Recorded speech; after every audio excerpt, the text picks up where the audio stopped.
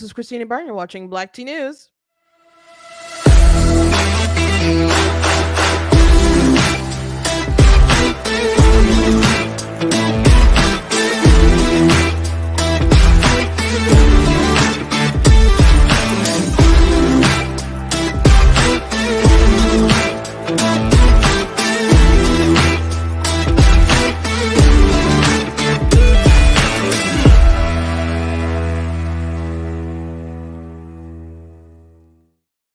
Hello. Welcome to Black Tea News. I'm your host, Christina Barr, and today we're going to be talking about the fourth presidential GOP primary debate. And of course, Trump was not there. He was invited. Of course, CRNC would. I don't know if they would like him to be there or not be there, but Mike and Kelly extended them an invitation. He wasn't doing it, so he didn't show up. So of course, you had Vivek, you had DeSantis, you had Nikki Haley, and you had Christie, who got in there by the skin of his teeth. According to I think there was one poll last second that got him with just enough, so people are like saying that's a bit suspicious. I don't know, whatever, but he was in there, which I'm questioning why he's still there, which I get it to some degree. And I understood his mission at first, but I think its purpose is obviously collapsing because he's definitely not going to be the nominee, and I think he's undercutting his reasoning for being in there in the first place. But ultimately, it was like a roast of Nikki Haley. People came at Nikki Haley hard. DeSantis was coming at her hard, and Vivek always comes at her hard. And Vivek had some retorts prepared that really got at her. Now, I think if you don't like Vivek, or if you live outside of Twitter or whatever, perhaps some of his attacks were more, childish or unserious. But for the online world, she's getting eaten up. And then DeSantis could compare his record to her record, and she just didn't look great. And she, it was, I titled this The Roast of Nikki Haley, and that's really what it felt like at a time where all these media pundits were like, she's peaking, she's rising the polls, and that DeSantis, has been asked about that, and he's like, I don't see it. It's like, that's what people are saying, but on the ground, I don't think you feel that. Of course, you got a really big endorsement by the Koch brothers, Americans for Prosperity stuff, but I don't think I can't foresee her winning the nomination. I don't foresee that in any sort of way, especially how she is on some of the social issues. I think she would do well in a general election. I do. I just can't see her getting that nomination. So we'll be talking about that. Also, I want to talk about Al Gore and this heinous thing he said in Dubai at a climate summit. Wonder how he got there. That is just off the rails, crazy stuff that I would see like young dumb kids on TikTok kind of say. And it's really egregious. I don't know if anybody really talked about it, but we gotta talk about it. So anyway, before we hop into it, I want to encourage you guys to go to blacktnews.com, check out different articles, different videos, etc. If you like what I do here at blacktnews.com, check out different content on my website, different articles, different videos, etc. It does cost to stream on my website, all that stuff, so you guys can support in that way. I do very much appreciate it. Check out different merch that we have available at blacktnews.com, like this shirt, Pro-Choice Men Are Sus, which sus is short for suspect. I've explained that many times. we got mugs and other t-shirts and things that you guys can check out the site. So go ahead and pick something up for yourself or someone that you care about. Check out different books that I have available online. You can follow me on Amazon, or if you go to blacktnews.com, hit the merchandise page, there's a banner that will take you to my book website. I have 17 published books. 2 of them are nonfiction. I've got, if you need some for your kids for Christmas and you want, them to read something, really fun, really epic in the words of young readers, you can check out Super Kid and Super Kid 2. And I have books for, young adult. And in my nonfiction sphere, I have my book, of course, God is Blatantly Against Abortion, available. I talk about obviously theology, but also rights and politics and why, even if you're not religious, it's good to still act with some particular rules on acting as though there's some things that are objective in the morality sort of sense that's in the benefit of all people overall. So I make a good case, I believe. So go ahead and check that out. And you guys can get that on Barnes and Noble, or you guys can get that on on Amazon, and you guys can get paperback, or you guys can get it in an ebook. So I don't have um a meme for you guys, so I'm gonna just go ahead and jump to it. But I'm gonna get this Al Gore thing knocked out of the way, because the rest of the time we'll be talking about the debate pretty much. So without further ado, here's Al Gore. You know, the climate deniers are really in some ways similar to all of those almost 400 law enforcement officers in Uvalde, Texas, who were waiting outside an unlocked door while the children were being massacred. They heard the screams, they heard the gunshots, and nobody stepped forward. And God bless those families who've suffered so much. And law enforcement officials tell us that's not typical of what law enforcement usually does. And confronted with this global emergency, what we're doing with our inaction and failing to walk through the door and stop the killing is not typical of what we are capable of as human beings.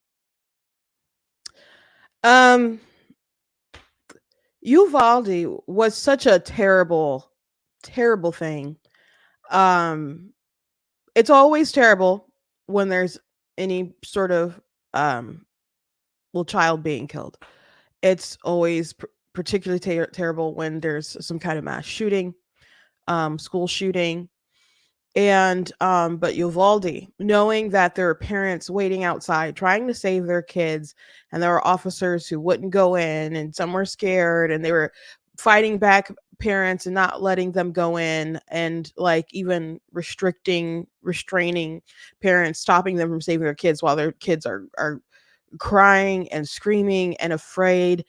It was hard to obviously all these things are hard to talk about and hard to cover, but literally just hard to talk about, because I just can't imagine the sort of anguish and fear to have as a parent as all those things are happening, the fear that all the children were going through at that time, and just knowing how much that you really can't, like, we want to believe that if there's some kind of situation that you call the police and the police would come and do their darndest to save you. And in that kind of situation, it felt like I appreciate overall what police do, but in that sense, if you're a parent, they felt like they were an obstacle to saving your child. And technically, but there's a Supreme Court ruling, police don't have like some kind of constitutional right to save your life. Actually, I had a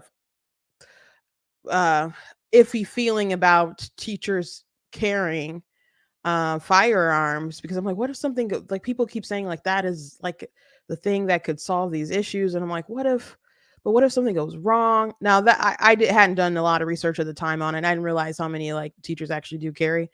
But after a situation like that, I'm like, you know what? That makes sense to me. Not because some people get offended, like, oh, you expect me as a teacher to go out and die for your kid? I'm like, well, I'd expect you to kind of want to defend the kids and yourself. So that's a weird kind of like flex against that argument.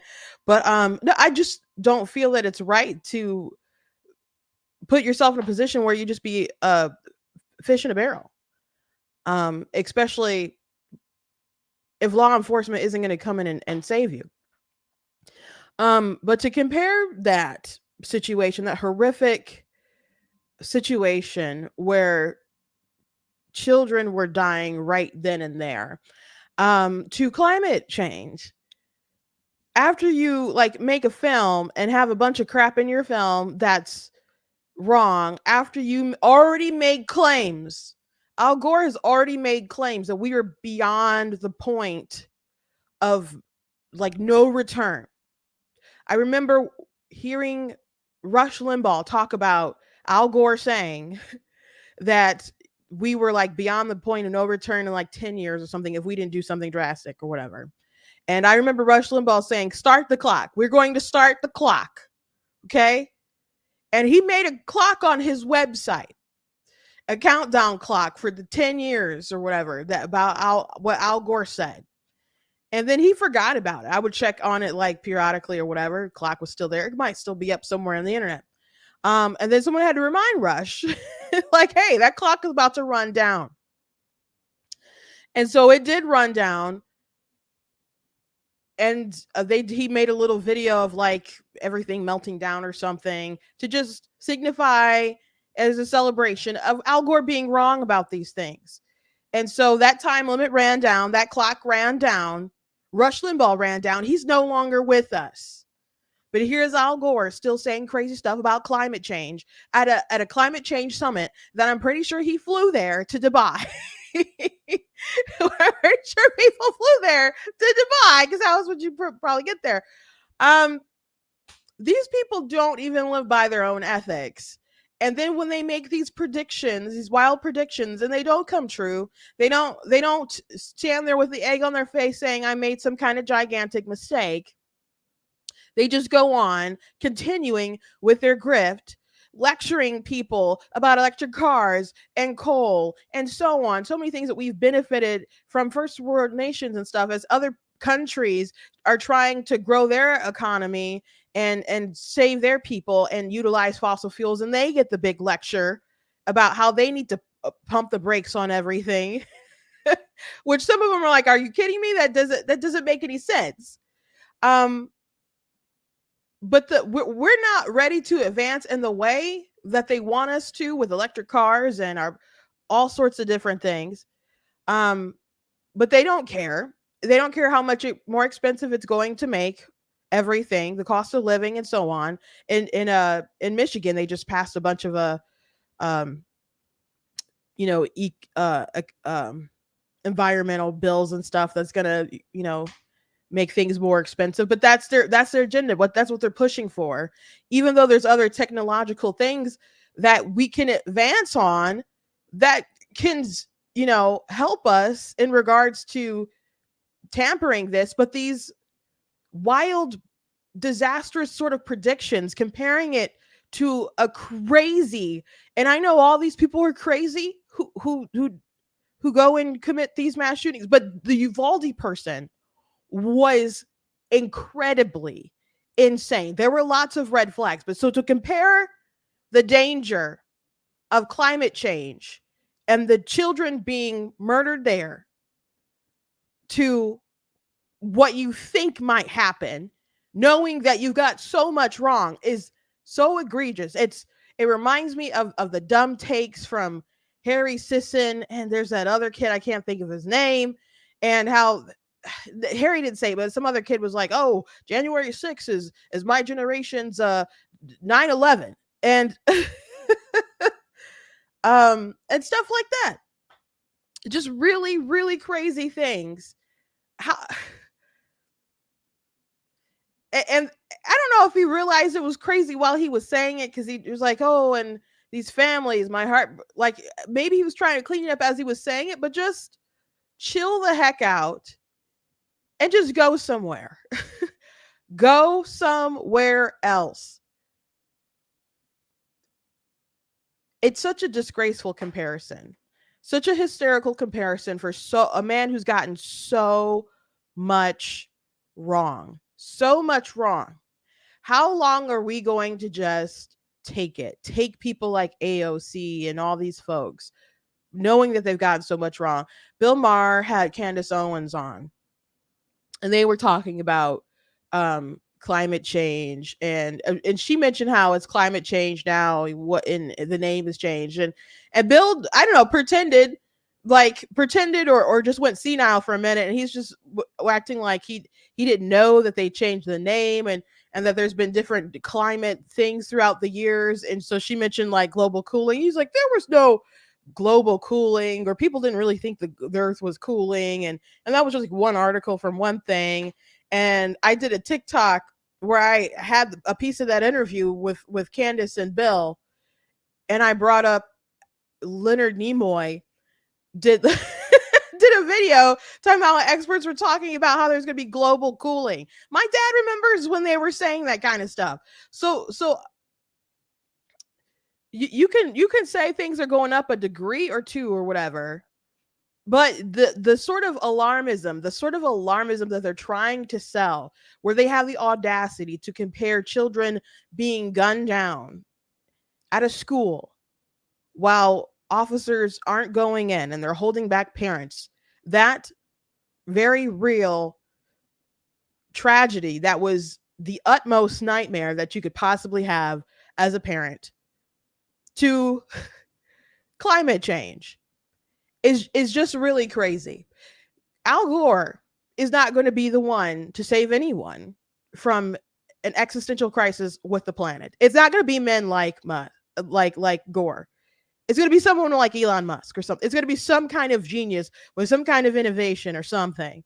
But it's certainly not going to be someone like Al Gore who gets it wrong time and time and time and time and time and time again. These people are grifting, and they want to make a buck, and they want to get power off of the climate change agenda. And Vivek called it a hoax. He didn't call climate change a hoax. He said the climate change agenda is a hoax. And if you thought he was wrong, go back and listen to what Al Gore said and tell me if you think these people sound like serious people flying to Dubai so they can lecture everybody about how they're basically the same as the crazy person who kept a bag full of dead cats and shot up a school. Tell me if you think those are serious people. Anyway, that's all I have to say about Al Gore right now. But just bonkers. Absolutely bonkers. Anyway, let's move on to the debate. As I said at the top of the hour, Nikki Haley really faced a roast. She really, truly did. And even in like beginning sort of like statements and stuff, they were ripping and ready to go at Nikki Haley. Now, Nikki Haley has been surging according to polls or the media and so on. Other people on the ground, like DeSantis, like, I don't see it or whatever. I don't know if I believe that she got, a big endorsement by Americans for Prosperity. So that's a lot of big money. She's also getting a lot of money from other big donors, including Democrat donors. And she was asked about people supporting her, and she did defend that. She defended herself and people attacked her. And I thought she had a good enough defense on that. But she definitely got attacked for getting the sort of support that she's getting. So we'll just go through some of the things that were said about her.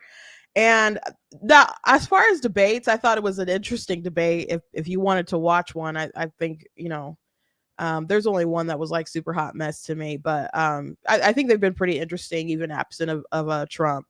And some of them have had some real substance. They talk about some substantive stuff, but truly the main takeaway is how much they came at Nikki Haley. Now, the thing about Nikki Haley, though, is she said people made some claims about her, and then she would say those things are not true.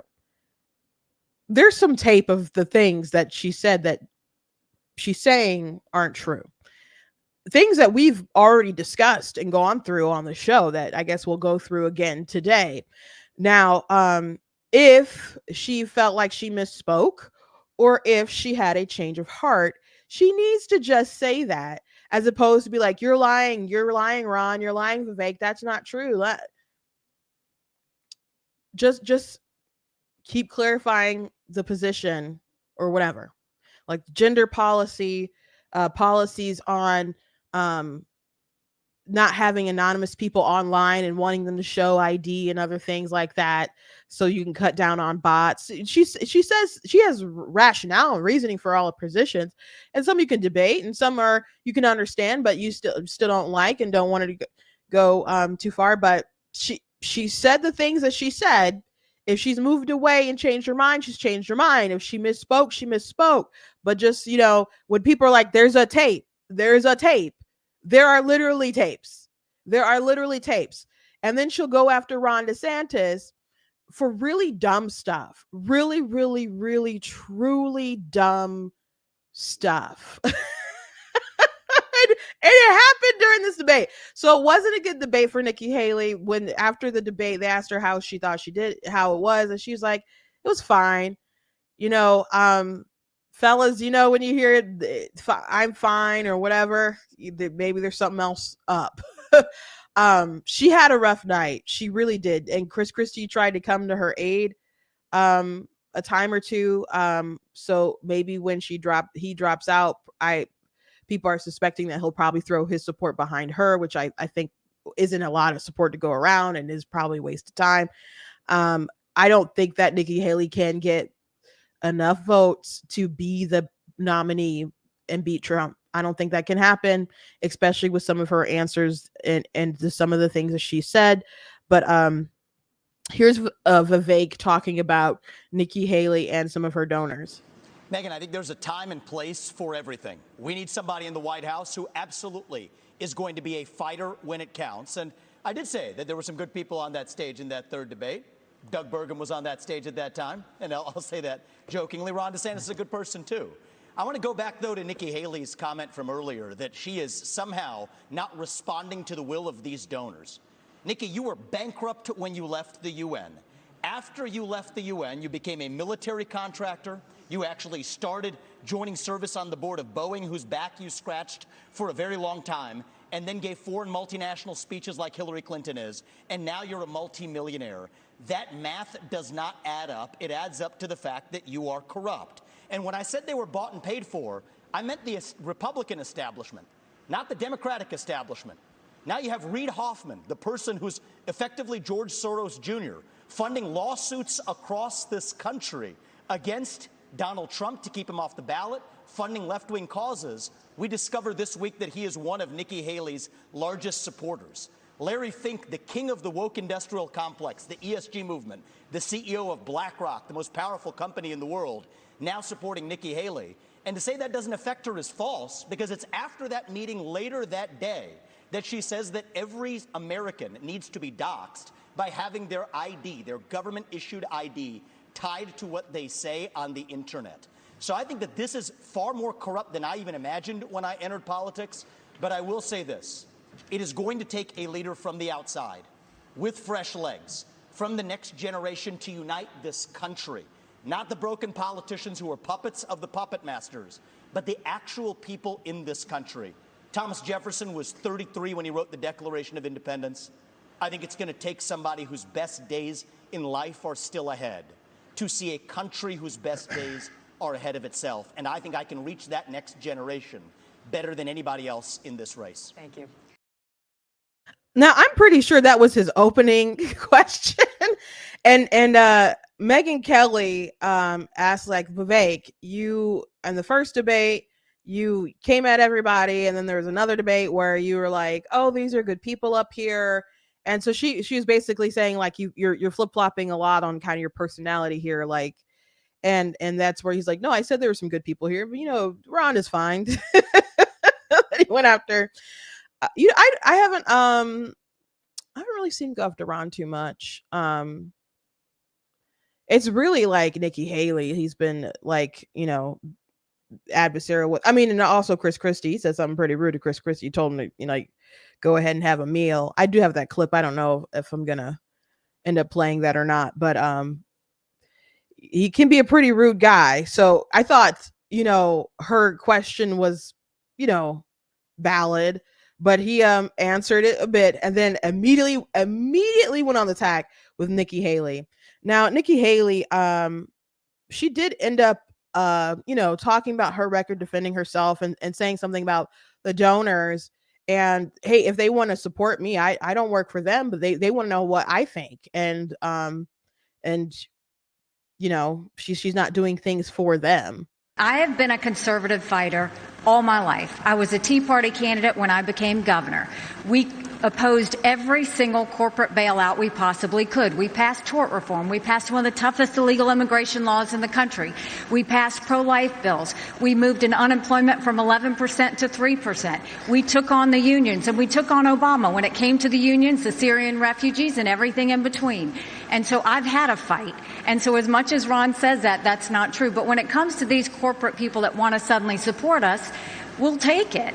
But I don't ask them what their policies are. They ask me what my policies are. And I tell them what it is. Sometimes they agree with me, sometimes they don't. Some don't like how tough I am on China. Some don't like the fact that I've signed pro-life bills. Some don't like the fact that I may oppose corporate bailouts. That doesn't matter. That's who I am. And that's why the most conservative grassroots group in the country, Americans for Prosperity, endorsed me last week.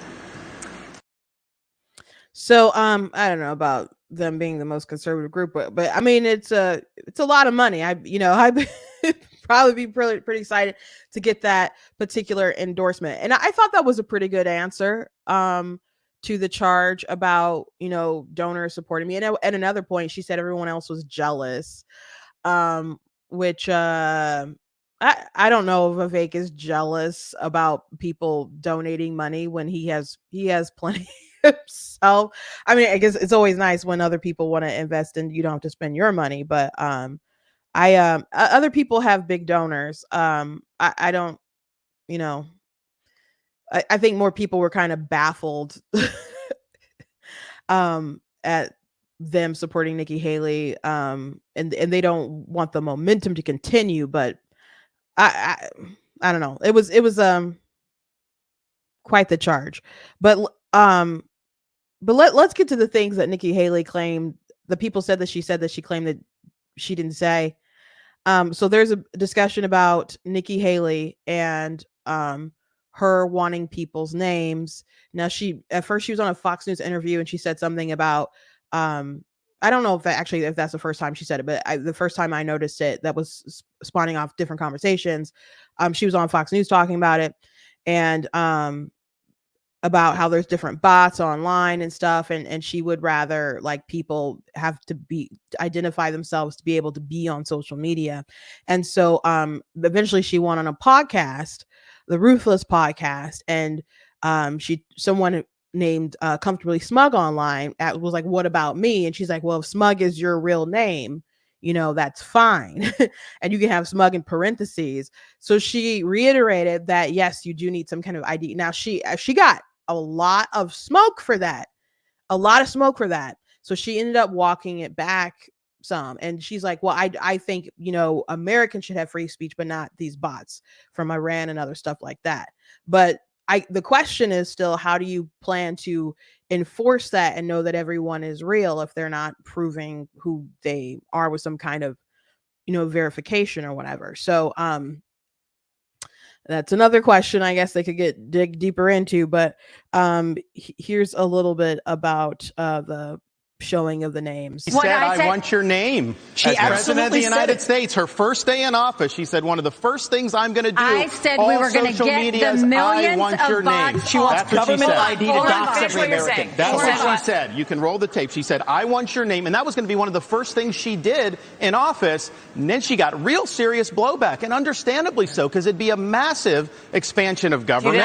We have anonymous speech. The Federalist Papers were written with anonymous writers. Jay, Madison, and Hamilton, they went under Publius. It's something that's important, and especially given how conservatives have been attacked and they've lost jobs and they've been canceled. The regime would use that to weaponize that against our own people. Okay, it was a bad idea, and she should own up to it. Come on, now, what are you doing? So, he's correct that she said that stuff. No, Vivek at one other point called her a fascist, which he likes his buzzwords, but here it is. We're marching towards fascism under Biden. Jack Smith has subpoenaed every last retweet that someone has issued from Donald Trump in the year 2020.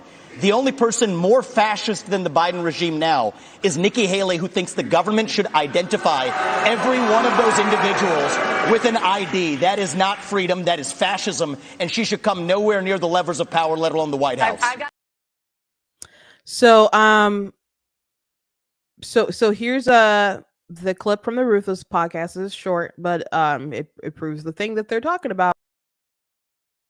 They need to verify every single person on their outlet and I want it by name. Because when what about Smug? Does he qualify? I've provided them with my government. If Smug is on your driver's license, then, and look, you can put Smug in parentheses, but I want everybody's name. Okay, so yeah, she did say she wanted everyone's name. So again, that was something that reiterated something that she already went to more at length on Fox News about. And DeSantis was correct that she got a lot of blowback, so she walked it back. Okay, it's okay if you change positions. Now, if you change positions a little too much in the midst of a race, you probably need to go somewhere and go get your philosophy together. Like Vivek at some point, and maybe perhaps it was the last debate of Vivek was like, I've learned a lot and I've changed a lot, and that's fine. Growth is good. And I definitely think that younger people are more prone to taking in different facts and changing their minds on certain things than if you get really, really up in age. Because once it seems like a lot of the older generations, you can't have to tell them nothing. But it's same thing for really young, for I guess young adults are kind of that way too. But it depends. But if you don't have your sort of ideology and positions together, it's probably not a good time to run. So I know someone in the comments like, I love Vivek. I have issues with Vivek, but this isn't the roast of Vivek today. Though I didn't love some of the stuff on the debate stage, but Nikki Haley that's kind of the main takeaway, that it was really a roast of Nikki Haley. So Ron was correct. Nikki Haley did say the stuff about the ID. Okay. If it's a bad policy, you could just admit it was bad policy and that that you're attracting it, etc. But you can't pretend like it didn't happen. Okay. So then Ron also said something about immigration, how she wanted it unlimited immigration. Now, this is a moment where she said he was lying and stuff too. She could have just kind of clarified her position, but she did say something that was like pretty interesting in the realm of immigration. It's not just terrorism, though. That's important. But look what's happened in Europe. You have more anti-Semitism in Germany than at any time since Adolf Hitler. Why? Because they imported mass numbers of people who reject their culture. Europe is committing suicide with the mass migration, and it's illegal and legal.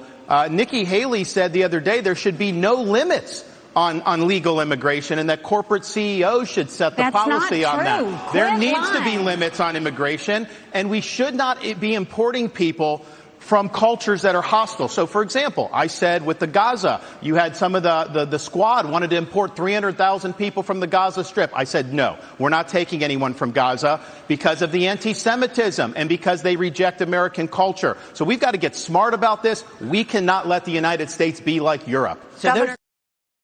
So what he's referencing, after October 7th and stuff, and the squad was talking about trying to get refugees here, and Ron was automatically like, nope, I don't think so. These people, not everybody's a terrorist, but these people are anti-Semitic. And people are like, how dare you say that? He's like, they teach this stuff to kids that that Israel shouldn't exist, and so on. And I saw a video today of a woman talking about how it's a blessing for them to have children so they can be martyrs. Like, it's a blessing to have children and grandchildren so they can be martyrs for the cause. That's pretty crazy. So I'm not saying everyone is anti-Semitic, and I don't think he means like literally everyone is, but they do raise them to and have different indoctrination in the schools. So he doesn't want to import that sort of culture that leads to people marching in the streets, talking about the infidata. And there was was it the Wall Street Journal that put out a report on asking different people, do they even know, when they say from the river to the sea, do they agree with that? But they asked them, do you even know what river and what sea they're talking about? And people didn't know. And people were just not informed on the issue, and a lot over on the state side, and people are just kind of marching for virtue. They see that they believe in that oppressor-oppressed dichotomy, and they're marching for the people who they feel are oppressed in the situation. the people who they feel are brown against the people who they see as white and so on, but they don't know a lot about the issue or whatever. So it's a funny piece of information they put out. But anyway, Ron was automatically like, nope. And so Nikki Haley had a softer position that was like red flags to me, because the media was reacting, badly to it. Like, oh, this sounds like really, I don't know, radical for Ron to say this stuff. So Nikki Haley was asked about it on CNN, and she was saying how we can basically vet these people or separate them. And it just I would have rather been like, Ron has a point.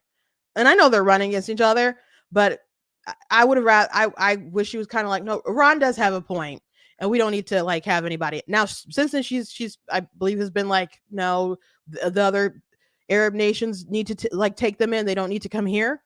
But she was way too soft. What was your response when you heard what Governor DeSantis said?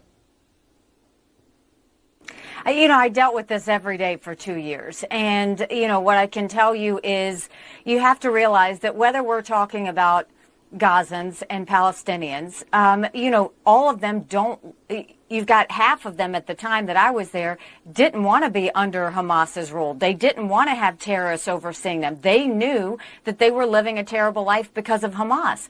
You had the other half that supported Hamas and wanted to be a part of that. We see that with Iran too. The Iranian people don't want to be under that Iranian regime. They don't. We saw what happened to Mahsa Amini. We saw how they treat them. There are so many of these people who want to be free from this terrorist rule. They want to be free from all of that. And America's always been sympathetic to the fact that you can separate civilians from terrorists. And that's what we have to do. Yeah, I'm good. So I was like, I wasn't keen on Nikki Haley before, but I wasn't necessarily against her. And I'm like, nope.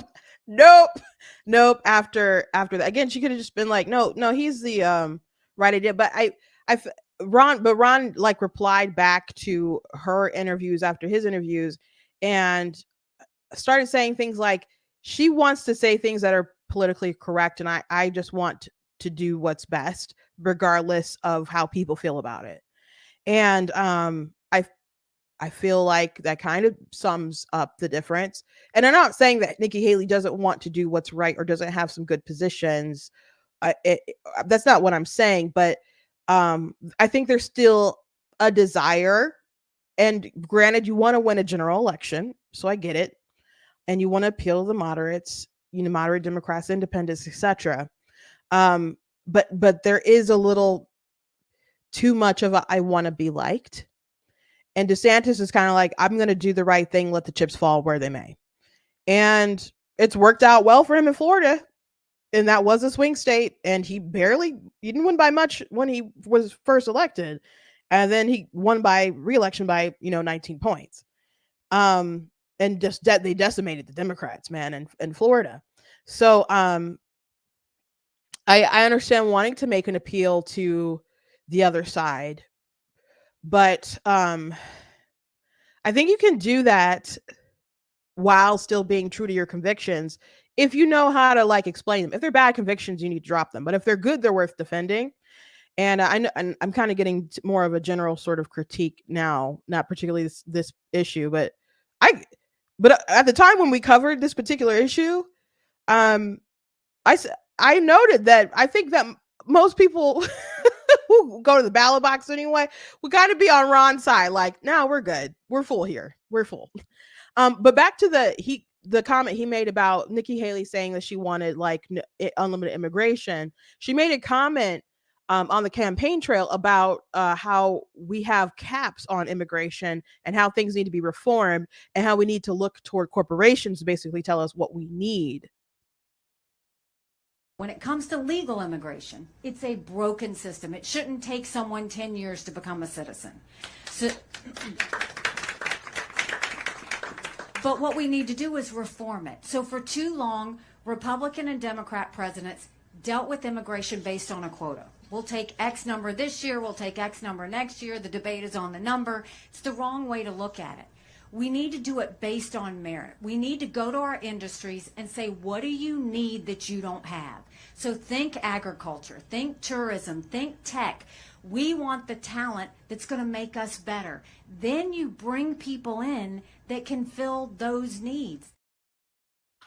Now, I do think it should be merit based, but that doesn't mean that we shouldn't have a quota. Now, she still meant that there should be a quota. If she's aware of what clip DeSantis was referring to, she should have just clarified and said, like, you're a liar.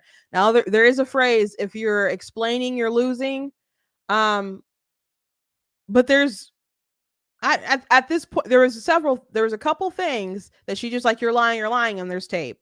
So I think if it wasn't on that debate stage, then in some kind of interview, she needs to make that clear that I do still think there should be caps on how many people we take in. We've already had too many people come in here illegally already. But I guess when I first saw that video, I do agree with like merit-based immigration, that idea of it, and instead of just like a cap or whatever, like this amount. But you can still have a particular amount and have the amount coming in be merit based. But if there's such a gap of people that we don't have filling in those jobs, what we really need to do is prepare our own population for different jobs that need to be filled. And you can say, well, there's some jobs that Americans don't want to fill. Maybe. There's some, that younger kids maybe would want, or if you got, or look at different pay or whatever, but she's just not talking about people plucking grapes or something like that. I'm pretty sure there's people who come in and immigrate over here to do different technology jobs and other stuff like that. So I don't think you're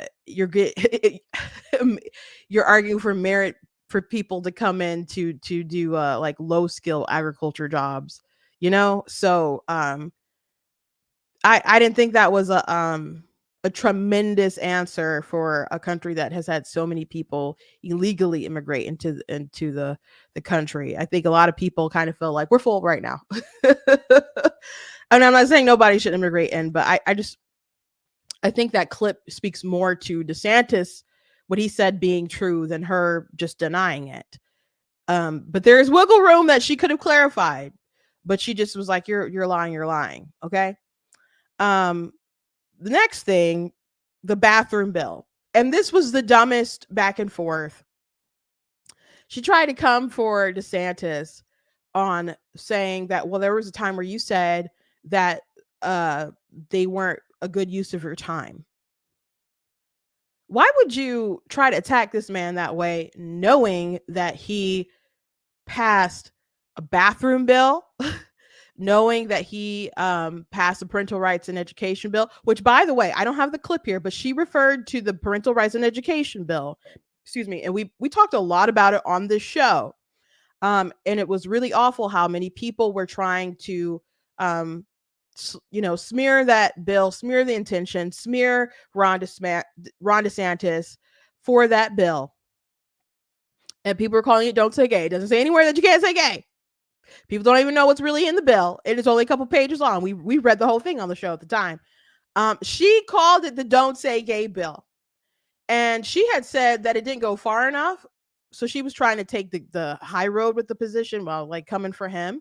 But the fact that you would call it the Don't Say Gay bill, what the Democrats with the terrible media named that bill, as opposed to trying to properly state it correctly, I thought that was infuriating. I thought that was egregious, and how dare she?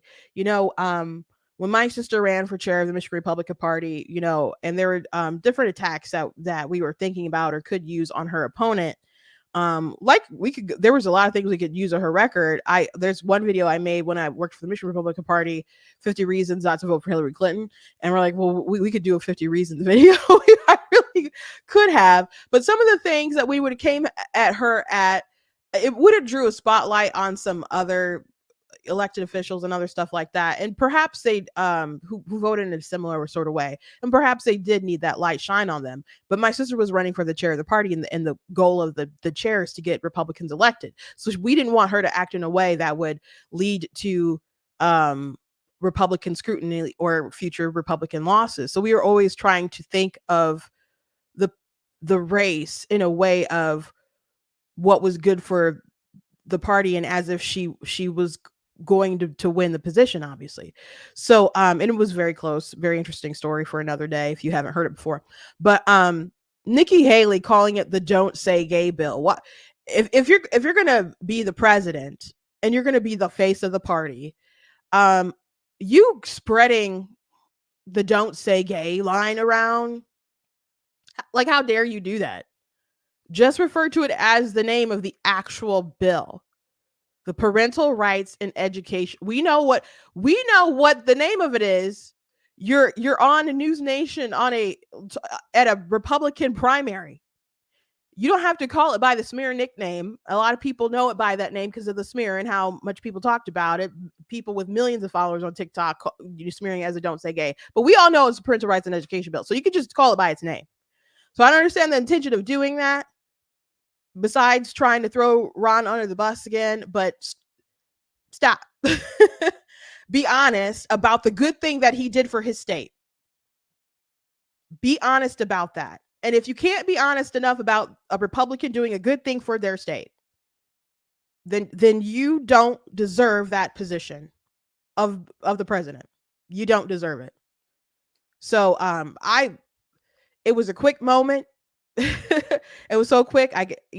Take my word for it. It happened. You can find a snippet of it on Twitter, aka X. But she referred to it as a "Don't Say Gay" bill. But anyway, here's the attack that she decided. Her and Ron had a little back and forth. It's not just. And this shows how hypocritical Ron continues to be. When he was running for governor and they asked him about that, he said he didn't think bathroom bills were a good use of his time. You can go look that up. I signed a bathroom bill in Florida, so that's obviously not true.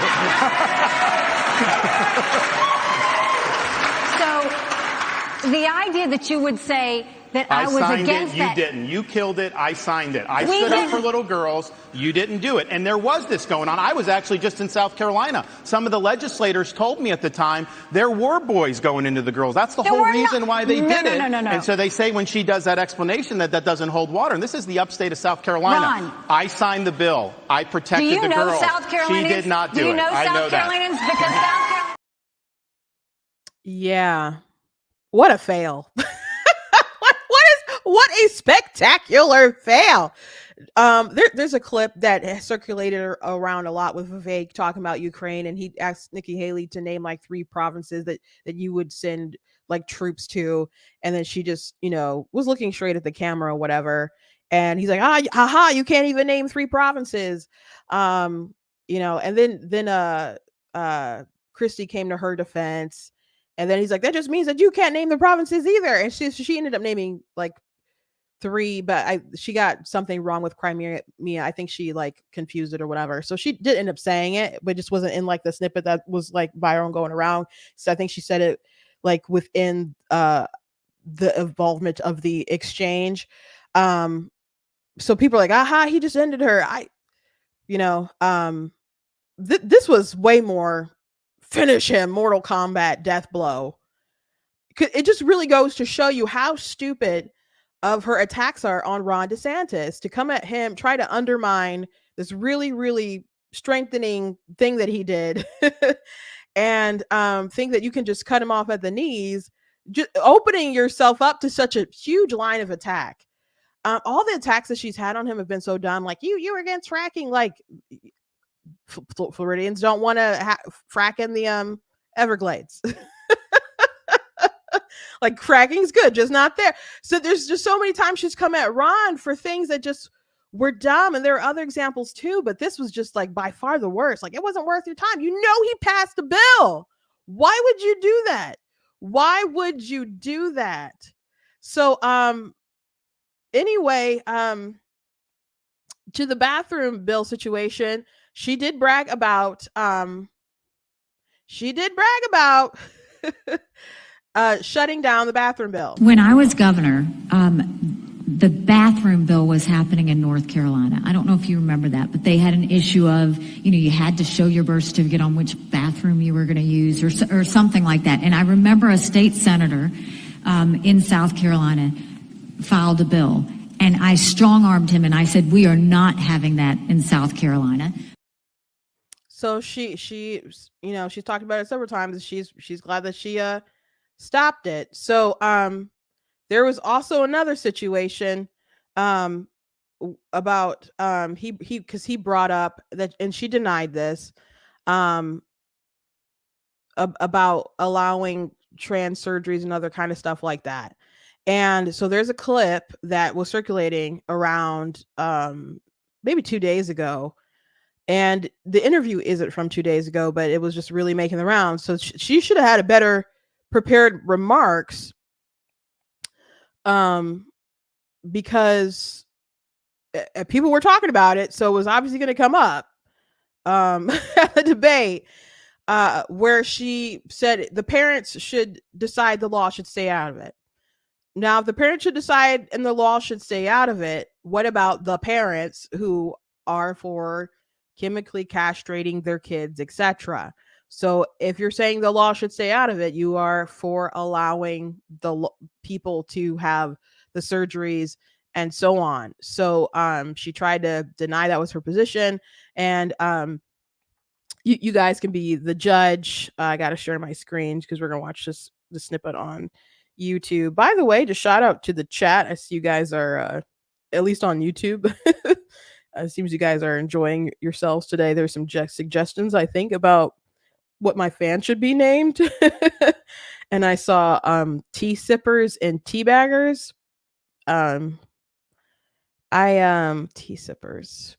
I think I like tea baggers better, but no shade to my sister who suggested. I don't know, I have to think about it, but appreciate you guys thinking about it. I don't know if you guys could hear, but she yelled down the stairs, tea sippers, but okay. On the table when a 12-year-old child let me go back. Deserve that. Madam Ambassador, another question is what care should be on the table when a 12-year-old child in this country assigned female at birth says, actually, I feel more comfortable living as a boy? What should the law allow the response to be? Well, I think the law should stay out of it, and I think parents should handle it. This is a job for the parents to handle. And then when that child becomes 18, if they want to make more of a permanent change, they can do that. But I think up until then, we see with our teenage kids, they go through a lot during puberty. They go through a lot of confusion. They go through a lot of anxiety. They go through a lot of pressures. We should support them the whole way through, but we don't need to go and enforce something in schools. We don't need schools sitting there hiding from the parents what gender pronoun they're using. We don't need to have those conversations in schools. Those are conversations that should be had at home. All right. Nikki Haley, first female governor of South Carolina, hoping to be the first female president of the United States. Thank you very much. Okay. So I think probably through that video thing about tea sippers will probably be better, but I don't know. I don't care for either one though. We'll keep working on it, guys. We'll keep working on it, guys. Anyway, yeah,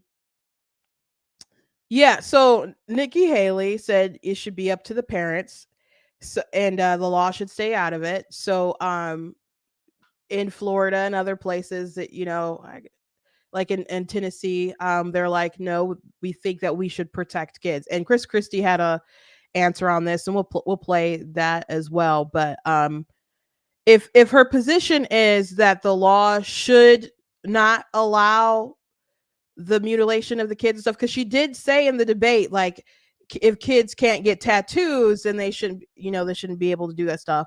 If there's a misunderstanding, say there's a misunderstanding, but just don't pretend like there's not clips of you saying particular things out there and point to your opponents and say, liar, liar, like you're the witch in Princess Bride. Don't do that. Just clarify your position. Or like when I said, that I meant this or whatever. don't just do the whole liar thing. So yeah, she got roasted, just demolished during the debate. Ron did well, defending his record and he could keep going back to I did the thing, and that's what he's been doing. And I think it's working for him. You could say maybe nothing's really working for them because Trump is still in the lead, but we'll see how real those polls are. I have my doubts, but I'm not saying Trump's not ahead, but I don't believe the polls to the degree of what they're saying. But DeSantis keeps saying, I have this record, I did the thing. Vivek is just I'm the outsider, and I'll punch the the neocons in the face. And he at moments he went hard and he had good moments. And other times he was it didn't come off good, and he got some boos and stuff. And if you really hated him, you probably really, really hate him now. And if you liked him before, maybe you really, really like him now. But she did not have a good night. She didn't have a good night. Now Christie, moving to Christie,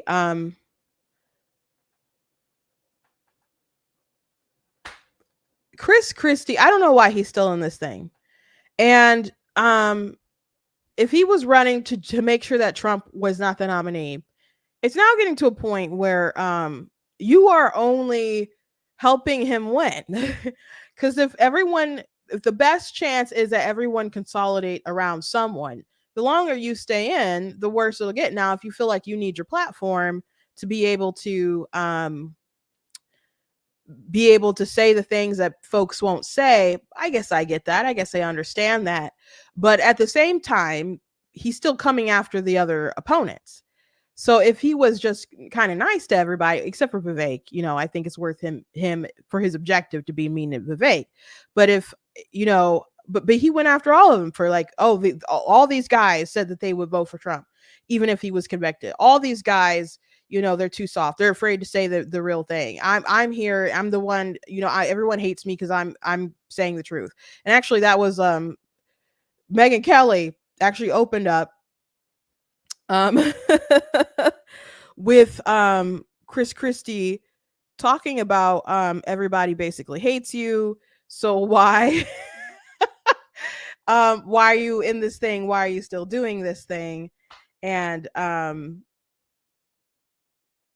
he had an answer, and his answer was like, I'm the one here who will say the hard thing. So this was like the opening question. He even said that you got into this race just to stop President Trump.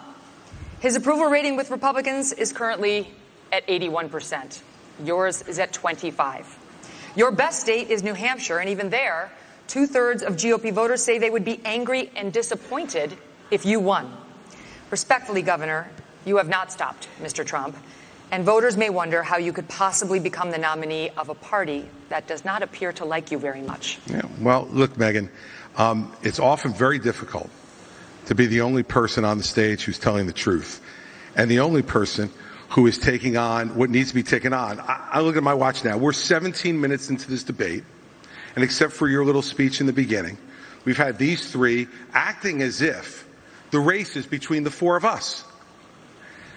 The fifth guy, who doesn't have the guts to show up and stand here, he's the one who, as you just put it, is way ahead in the polls.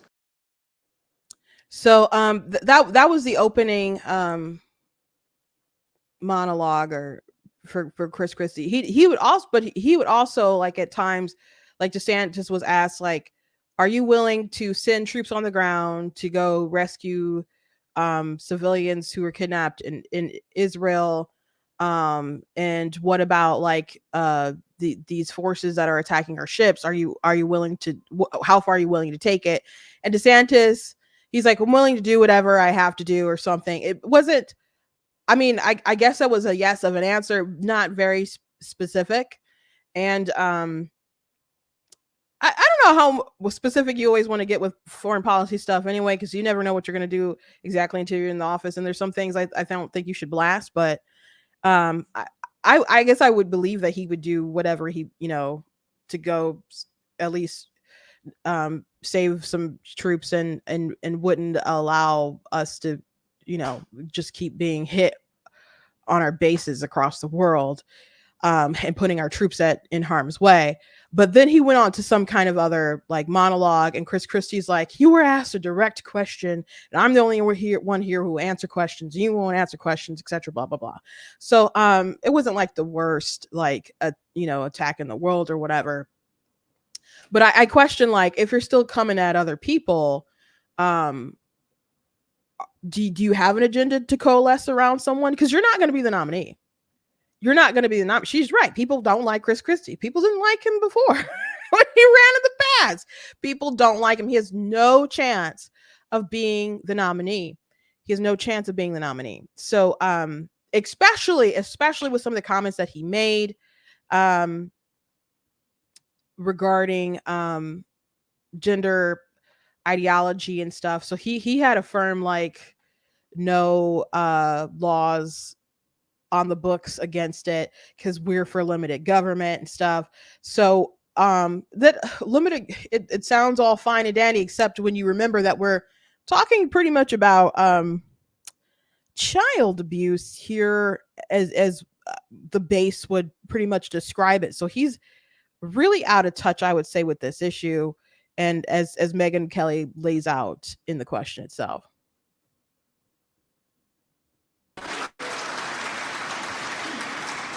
You do not favor a ban on trans medical treatments for minors, saying it's a parental rights issue. The surgeries done on minors involve cutting off body parts at a time when these kids cannot even legally smoke a cigarette. Kids who go from puberty blockers to cross-sex hormones are at a much greater likelihood of winding up sterile. How is it that you think a parent should be able to okay these surgeries, never mind the sterilization of a child? And aren't you way too out of step on this issue to be the Republican nominee? No, I'm not. Because Republicans believe in less government, not more. In less involvement with government, not more in government involvement in people's lives. And you know what, Megyn? I trust parents. And we're out there saying that we should empower parents in education. We should empower parents to make more decisions about where their kids go to school. I agree. We should empower parents to be teaching the values that they believe in their homes with.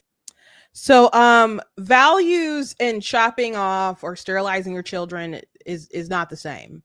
Taking to your kid on church on Sunday is not the same as like, chopping off their breasts. It's just not the same.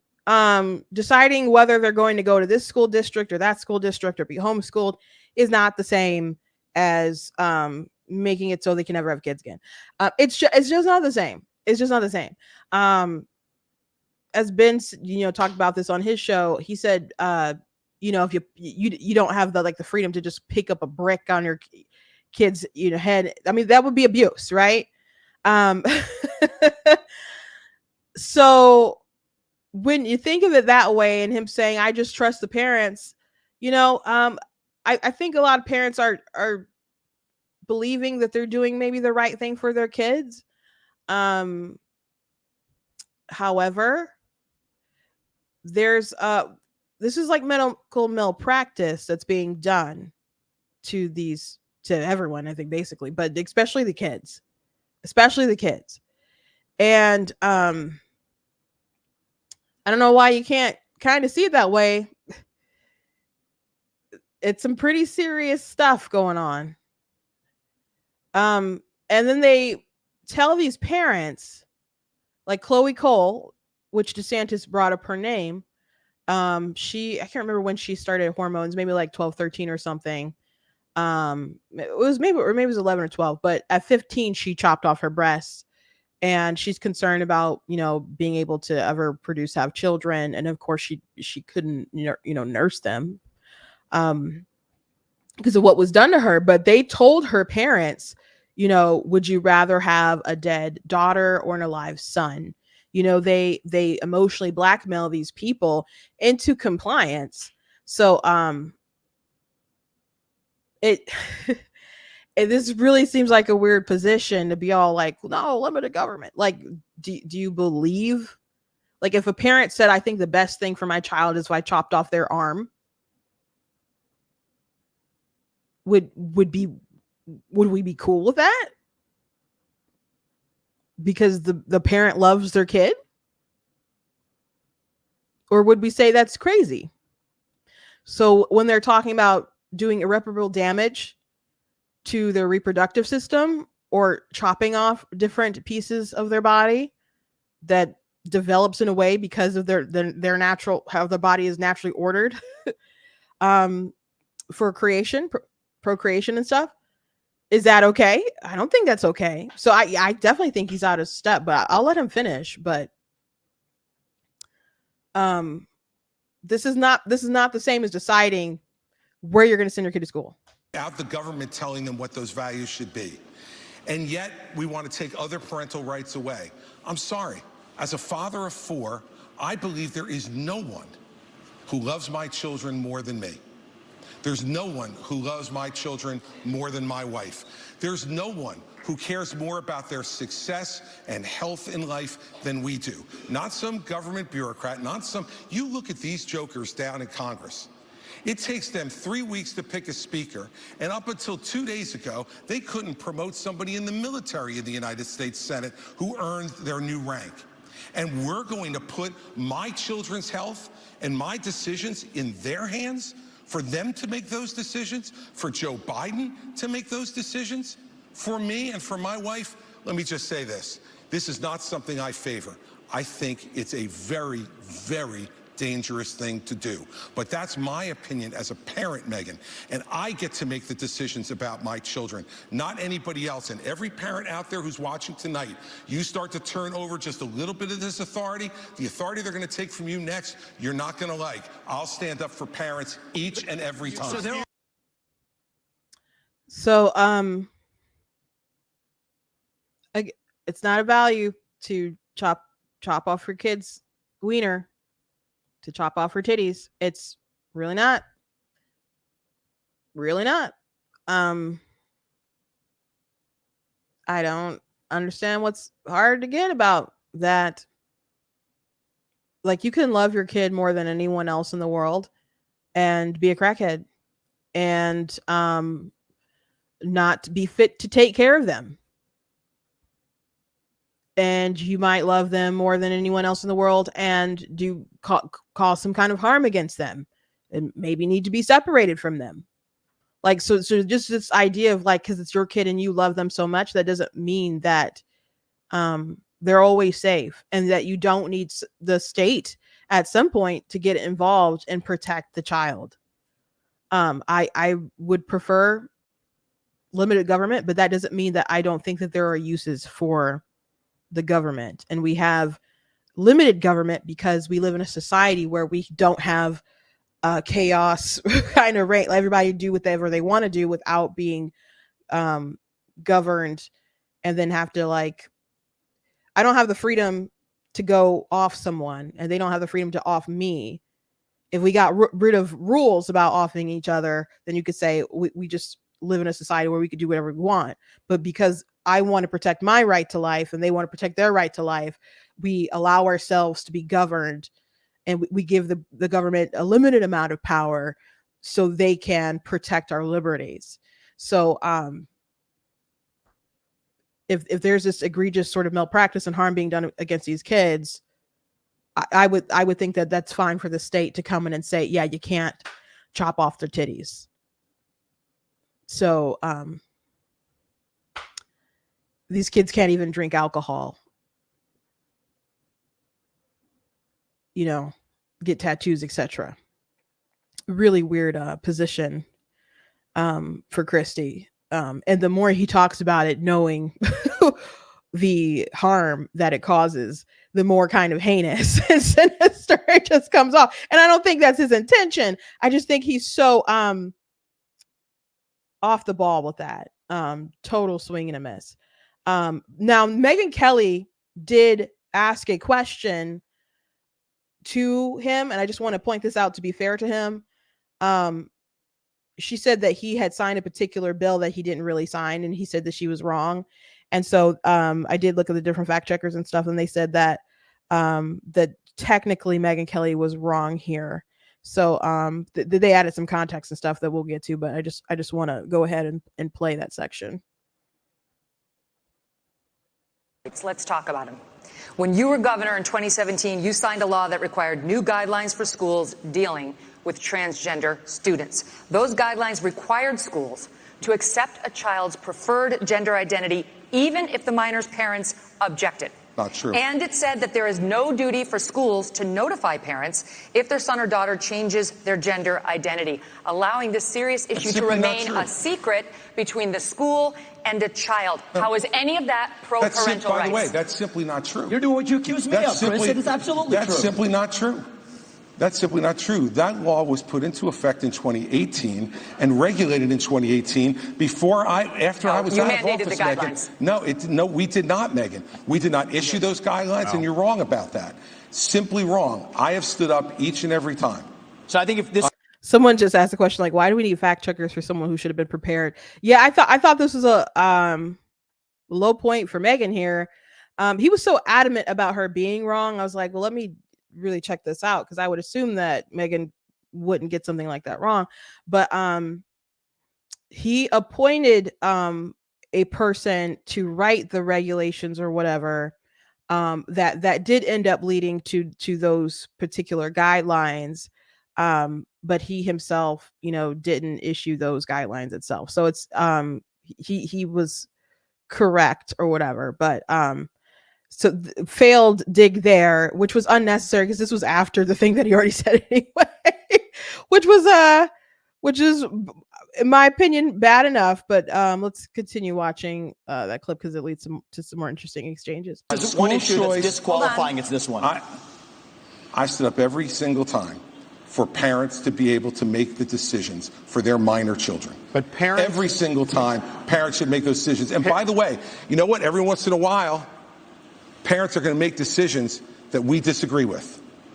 But the minute you start to take those rights away from parents, you don't know that slippery slope, what rights are going to be taken away next, and what's going to be focused on. As a parent, you do not have the right to abuse your kids. This is cutting off their genitals.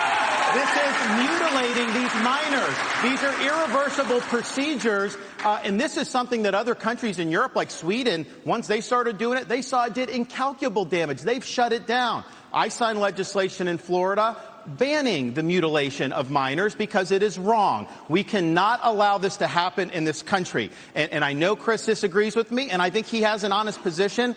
Nikki disagrees with me. She opposes the bill that we did to ban that. She said the law shouldn't get involved with it. You said the law shouldn't get involved with it. She also, though, I think, and this flows from what she did as governor of South Carolina, they had a bill to try to say that men shouldn't go into girls' bathrooms. And she killed that bill, and she bragged that she killed that bill. Even to this day, she bragged that. I don't think men should be going into little girls' bathrooms. I think it's wrong, and I think we have every right to protect them from that.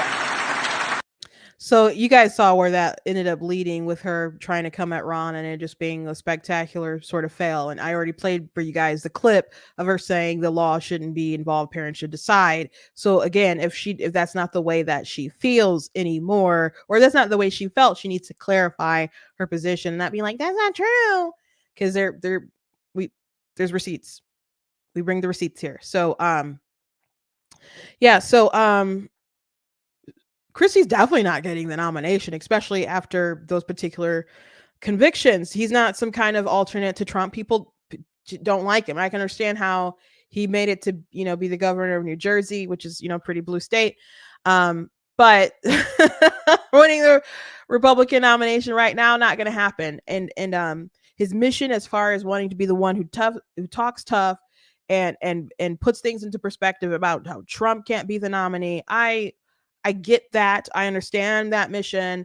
And from his perspective, I think it's an important mission, but at the same time, it's definitely, he's not going to be the torchbearer. He's not going to be that guy. He's not going to be that guy. You're not that guy. So that person, he definitely doesn't want to be Vivek. So it's either going to be Haley or it's got to be DeSantis. And he defended Haley on the debate stage.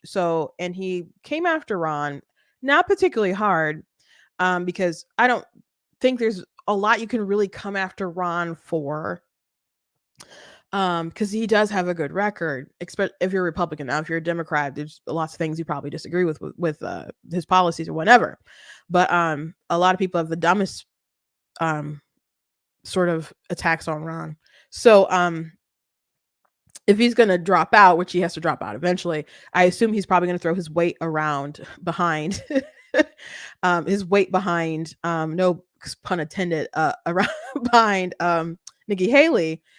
And that's still not going to go anywhere. She's not going to be able to beat Trump.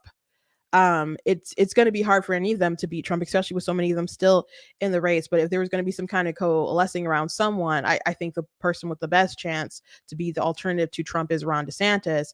Because I've talked to people like, Nikki Haley is surging, she's surging, and I'm like, she there's only so many people who are going to vote for her. And she's got some never Trumpers, but there's only so many people who are never Trumpers, and there's never Trumpers, there's only Trumpers, and there's I like Trump, but I'm open to other people, or I was okay with Trump, but I like someone else. And so, Trump has his, maybe a particular ceiling. She has her ceiling, and people who are open. The second pick of a lot of people is Ron DeSantis. So if people decide that they don't want to vote for Trump, they're probably going to vote for DeSantis. And people who don't want to vote for DeSantis, they're probably not going to vote for Haley. I'm not saying that there's people who haven't switched. I've seen people who have switched or whatever, but it's less likely that there's more people who would just go to the Trump alternative. She's perhaps a little too moderate. Now, Chris Christie is definitely too moderate for this base. So if he really wants to stop Trump, that they're not going about it the right way. If that is his main goal, his priority in life, making sure that Trump isn't going to be the president again, he's not doing a good job. Now are there things that he's saying that's perhaps important to say that people need to hear, and perhaps maybe that's worth it being in the race? His closing statement, he got a lot of boos for. But perhaps it was worth saying for him, and you know what? He's probably right, and so you can be mad at me for mentioning this, his closing statement, but he's probably right. So, 1 second while I pull this up. Here we go. All to kind of picture in your minds election day. You'll all be heading to the polls to vote, and that's something that Donald Trump will not be able to do, because he will be convicted of felonies before then, and his right to vote will be taken away. Look, here's the bottom line. You can boo about it all you like and continue to deny reality, but if we deny reality as a party, we're going to have 4 more years of Joe Biden. When my colleagues here raised their hands and said they would support him even if he was a convicted felon, the bigger problem with it is they were confirming the lies he's told to the American people. If you're too timid to take on Trump, believe me, others will see that timidity. Xi, Putin, and the Ayatollah, the border crossers on the southern border, and the criminals in our streets. They'll sense that timidity, and they'll take advantage of that failure of leadership. We need to get back to an old American idea that every person is responsible for their own conduct, even a president. I'll be the kind of president who has the humility that knows that you work for the people. It's not the other way around. I will earn your trust. I want to earn your vote. Thank you, Governor Christie. So, but he does this thing where he just decides to attack. So he's not going to be the guy, but he's still like these folk, all 3 of them, screwed up. And I think his criticism about like they're too timid to come after Trump, so they're going to see all these foreign leaders are going to see that. That's a stretch. That is a big stretch. First of all of them signed a loyalty pledge to even get on that debate stage that you have to support the nominee. And Christie deciding that he's not going to support the nominee is a violation of what they all agreed to even be on the debate stage in the first place. So DeSantis, was asked about whether or not he was going to support Trump, even if he was, convicted. And he kept saying, like, I don't think it will come to that. I think the voters will make a different decision because it will basically make him unelectable.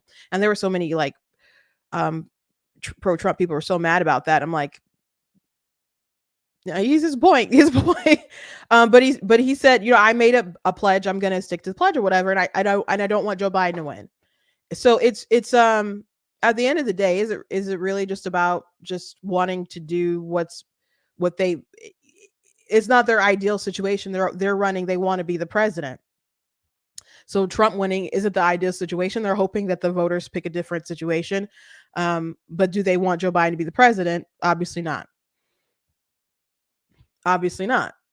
So him saying like it just shows weakness. Or there's more rational decisions and reasons why they raised their hand and are probably going to vote for him, if they maybe are going to vote for them, because they could always just leave it blank and not tell everyone. But Christie here, he's not wrong that there's a big possibility that by the time November rolls around, that Trump may be a convicted felon and perhaps unable to vote for himself. And people who are like, no, that's not gonna happen. He has 91 counts like against him. And many of you are of the opinion that he's not going to get a fair shake. And I don't really think he's going to get much of a fair shake. I think the deck is stacked against him. So if the deck is stacked against him and then you're convinced he's not going to get a fair shake, isn't it kind of a foregone conclusion that he will be convicted and he will be a felon and he won't be able to vote for himself? How is Christie wrong there? Now, we won't know until everything happens. We won't know. But Florida is probably going to be his most favorable jury, and that's probably the worst case for him. Because he is on tape, and we'll have to see how the facts come to how they're presented, and if they can get some of that stuff thrown out, because they had his lawyers give up a lot of information, because they were saying he was trying to get his lawyers to do things or was doing things that were illegal, so they were able to go bypass client attorney privilege. So let's say they can get some of that stuff thrown out or whatever, and a lot of evidence is gone. I don't know what all could do what might all happen, but there's some things in this, if you read the superseded indictment, that don't look too great for Trump, just to be frank. But that'll probably be his most favorable jury. But the DC case, do you guys think that he's going to get a fair day in court in DC? And I know that in our civilized, just society, we shouldn't be like, you're probably not going to win based on what jury you're getting or where it's being tried. But I think that we're all cynical enough to think that way.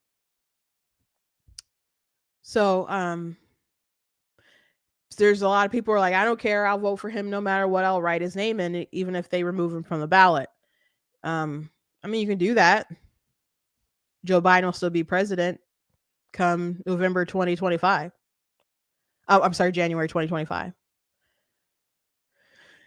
And we'll be really screwed. So we're in a pickle. And Christie raises an interesting point. But then his execution is so poor. Because I don't understand attacking Haley and DeSantis and all them and etc. If you're in the end gonna just kiss the ring to someone else, which he's gonna have to, because he's not gonna be the person. He's lucky he got on that stage. He's literally lucky he got on that stage. I don't even know how that happened. Besides like one poll that maybe is questionable. So I think those are important things to ponder on. I don't know how many people listen to. I don't know if he's the deliverer that people will accept that from, though. I don't know. We'll have to see what happens. Anyway, that's the show. I hope you guys enjoyed it. Please go blacktnews.com. Check out different content on the website, different articles, different videos, etc. If you like what I do here, please consider leaving a donation at blacktnews.com/donate. It does cost a stream room and website, all that stuff, so you guys can support it. I do thank you. Check out different merch that we have available, like different t-shirts and different mugs and so on. You could try to get some for Christmas. It's getting kind of late for that guarantee. So I don't think at this point I can guarantee, but There's always things that you get for people that arrive a little after Christmas, or sometimes, you're waiting to see if they got you something before you get them something. So, uh, you guys can go ahead and just go ahead and order some, or maybe you're getting some for yourself. I always like to get something for myself, during Christmas time. So anyway, so get the gift for yourself. So go ahead and check out different stuff on the website. Check out my different books. You guys can follow me on Amazon, or if you go to blacktnews.com, go to the merchandise page. There's a banner will take you to my book website. I actually have 17 books that are published. Oh, by the way, I did announce I did have a show yesterday. I did announce it at the end of my show on Tuesday. So I'm sorry if you didn't catch that, you'd missed that. You're wondering where I was, but yesterday I was like at a craft book fair kind of thing. So I was selling merch and stuff, well, my books and so on. So that's where I was. My sister had a table and she was selling her little mini paintings and stuff. So we had a good day. It was at OU in Michigan. So yeah, it was a good time. So that's what I was doing. So if you were interested in any of my books, you guys can again go to Amazon, find my name, Christina Elbar, or guys can just go to blacktnews.com and get the links from there. Anyway, God bless you guys, and I will see you tomorrow.